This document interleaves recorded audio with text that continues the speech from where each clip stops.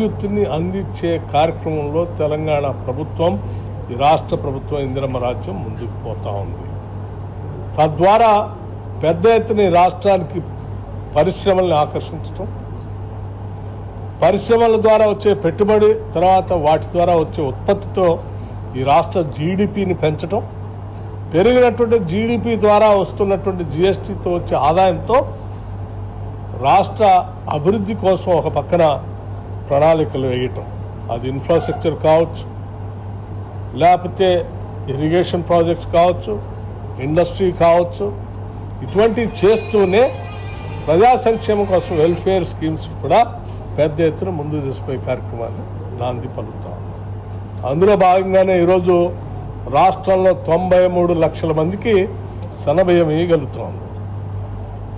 51 లక్షల మందికి, 51 లక్షల కుటుంబాలకి సన్నబియ్యం, 93 లక్షల కుటుంబాలకి, 51 లక్షల కుటుంబాలకి 200 యూనిట్ లోపల ఫ్రీ పవర్ ఇవ్వగలుగుతాం. రాష్ట్రంలో ఉన్న మహిళలందరికీ ఉచితంగా బస్సులో ఉచితంగా ప్రయాణం చేయడానికి కావాల్సిన వ్యవస్థను ఏర్పాటు చేశాం.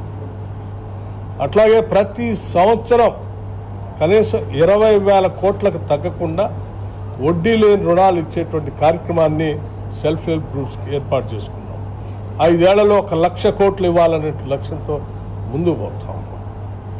మహిళల్లో వారికి కావాల్సిన ఆర్థిక వ్యవస్థను ఏర్పాటు చేస్తూ ఇందిరమ్మ ఇళ్లని 4.5 లక్షలు ఒకటేసారి శాంక్షన్ చేసుకొని ఒక్కొక్క ఇంటికి 5 లక్షల రూపాయల లెక్క శాంక్షన్ చేసి ముందుకు పోతాం.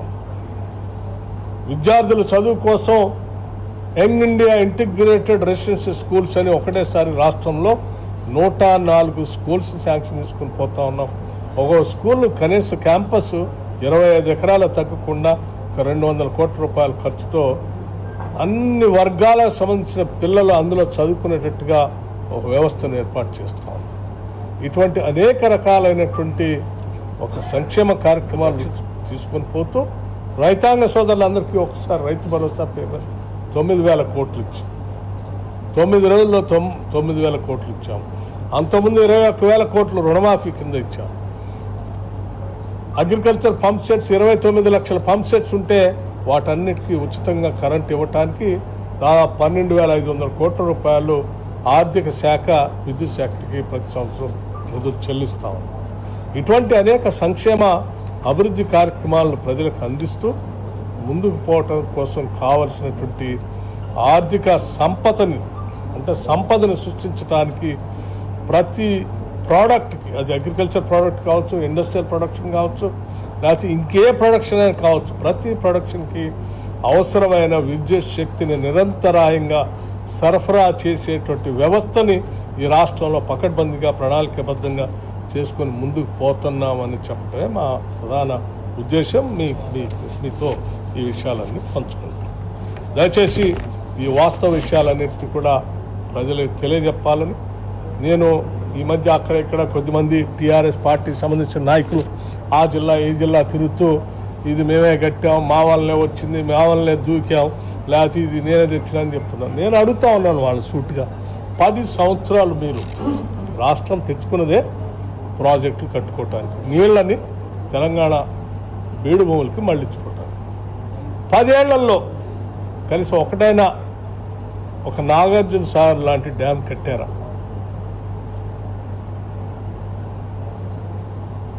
పోనీ ఒక శ్రీశైలం లాంటిదేమైనా కట్టారా?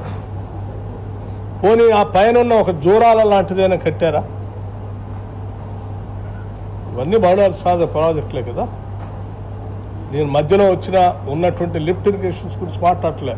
కలవకుర్తి లిఫ్ట్ ఇరిగేషన్ కావచ్చు, నెట్టెంపాడు కావచ్చు, భీమా కావచ్చు, కోయల్ సాగర్ కావచ్చు, అవి కాకుండానే ప్రధానంగా జోరాల లాంటి ప్రాజెక్టు కానీ, ఒక శ్రీశైలం లాంటి మల్టీపర్పస్ డ్యామ్ కానీ, ఒక నాగార్జున సాగర్ లాంటి ఒక మల్టీపర్పస్ డ్యామ్ కానీ కట్టారా? ఒక్కటి కూడా లేదు.